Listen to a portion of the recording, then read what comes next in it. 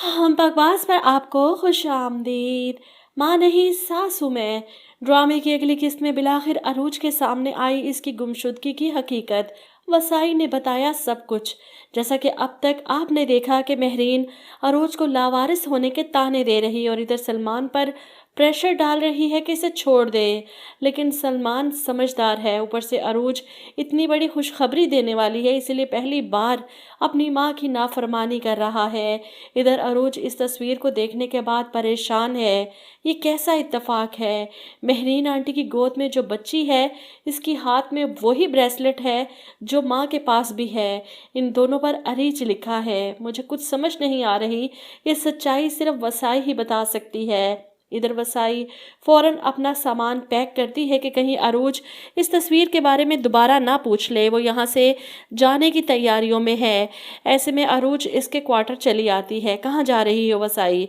वसाई बहाना बनाती है अपने शोहर के पास, इसकी तबीयत खराब है, लेकिन अरूज इसे जाने नहीं देती। मेरे सवालों के जवाब दिए बगैर आप यहाँ से नहीं जा सकती। बैठे यहाँ। वो वसाई के सामने बैठ जाती है। बताएं मुझे उस तस्वीर की हकीकत। कौन है वो बच्ची? तब वसाई को मजबूरन अरूज के सवालों का जवाब देना पड़ता है। वो महरीन बीबी की बेटी है, अरीज। इसके होने पर वकार साहब ने खूब जश्न मनाया था। इसके लिए सोने का जेवर भी बनाया जिस पर अरीज लिखा था। इसके नाम सारी जायदाद कर दी। इसके नाम की फैक्ट्री बनवा रहे थे और वहीं पर जा रहे थे जब इनकी गाड़ी का एक्सीडेंट हुआ। वकार साहब तो मौके पर ही चल बसे। महरीन बीबी के सर पर गहरी चोट आई और वो बच्ची। अरूज फौरन पूछती है वो बच्ची कहाँ गई, जिस पर वसाई बताती है वो बच्ची कभी नहीं मिली। एक्सीडेंट के बाद अरीज लापता हो गई। अरूज एक्सीडेंट की जगह पूछती है दिन। ये सब जानकर इसे शदीद झटका लगता है। वो कमरे में आकर सोचती है ऐसा कैसे हो सकता है।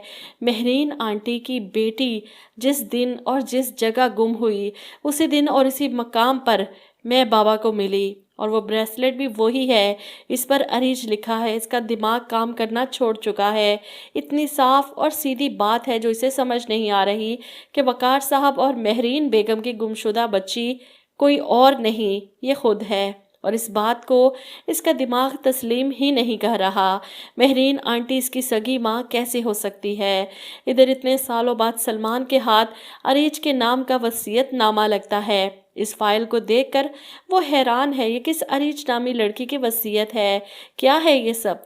वो पेपर्स लेकर अदरीस साहब के पास जाता है, जिसे देखकर अदरीस साहब फौरन कहते हैं कि मेरे भाई वकार मरहूम का ख्वाब था एक टेक्सटाइल मिल भी होनी चाहिए। ये सुनकर सलमान कहता है अब्बू का ख्वाब था तो ठीक है, इसे पूरा ज़रूर करेंगे, लेकिन ये अरीज कौन है जिसका नाम इन फाइल्स पर लिखा हुआ है?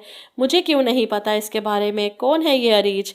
अदरीस साहब परेशान हो जाते हैं। हकीकत तो नहीं बता सकते, इसलिए सलमान को टाल देते हैं। इधर घर आकर शाइस्ता बेगम को इस बारे में बताते हैं कि आज सलमान ने अरीज के बारे में सवाल किया। बहुत मुश्किल से सिचुएशन को संभाल सका हूँ।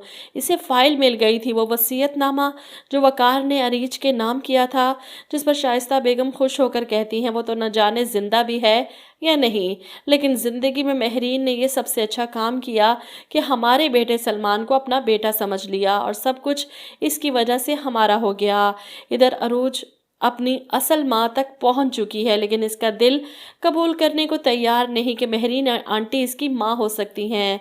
वो सब कुछ सामने आने के बाद भी आंखें बंद कर लेती है। काश ये सब झूठ हो, काश मैं वो बच्ची ना हूँ जो उस एक्सीडेंट में लापता हुई थी। वो बजाय खुश होने के उल्टा दुआएं कर रही है कि ये सब झूठ हो जाए।